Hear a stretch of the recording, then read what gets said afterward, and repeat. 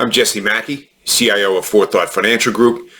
This is 4Thought's Market Perspective as of October 19th, 2021.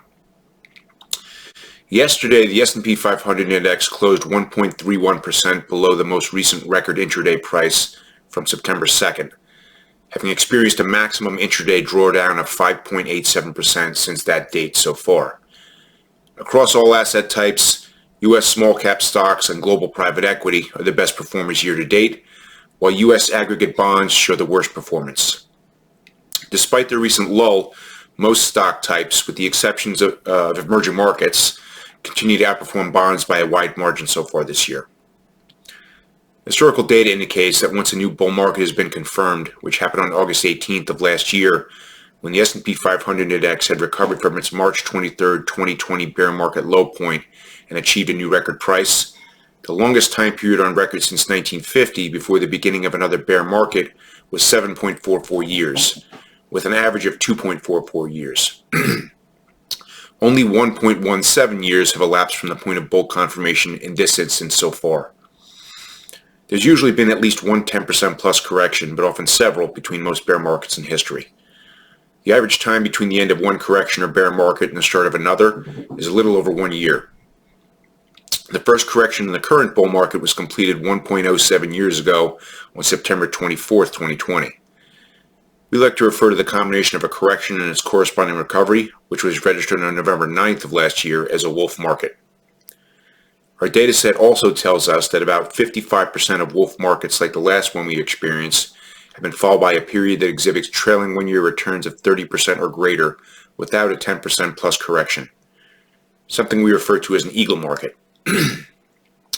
The first eagle market subset of the current bull market was quantitatively confirmed on March 1st and had continued through the end of last week.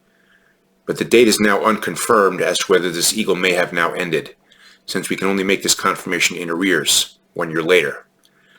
Once an eagle market like the current one has been indicated, it continues for an average of an additional 5.35 months. This instance had continued for 7.6 months as of October 15th, which puts it above the average duration if it is indeed now complete. Eagles may be followed by any of the other three market types, including a flattening of growth rates to return to a standard bull market or an immediate reversion into a wolf or bear market. Given that stocks may still be relatively early in the traditionally defined bull portion of the market cycle by historical standards, an immediate bear market, although certainly possible, appears the least likely of the various scenarios, while a 10% plus correction is becoming increasingly likely in the short to intermediate term.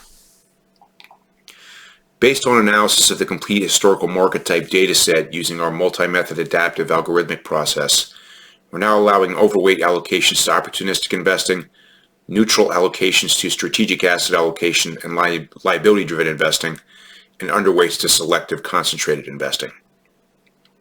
From a probabilistic analysis perspective, valuations tell a story that's somewhat negative for stocks, more favorable for the bond markets. On this basis, most stock types range from slightly to moderately overvalued. Bonds range from moderately undervalued, in the case of long-term U.S. Treasury bonds, to near fair value, in the case of emerging markets bonds and Treasury inflation-protected securities. Long-term U.S. Treasury bonds now reflect the most attractive pricing relative to the alternatives, while U.S. mid and small-cap stocks are the least attractive. Against this backdrop, the outlook for stocks is now slightly negative in the short to intermediate term, based on the overall aggregate of our historical market type data analysis and quantitative probabilistic analysis. Hope this was helpful. If you have questions or you'd like to discuss what this means for your particular situation, please contact 4Thought at 516-300-1617 or info@4tfg.com. And don't forget to subscribe to our blog feed and our YouTube channel. Thanks for watching, and see you next week.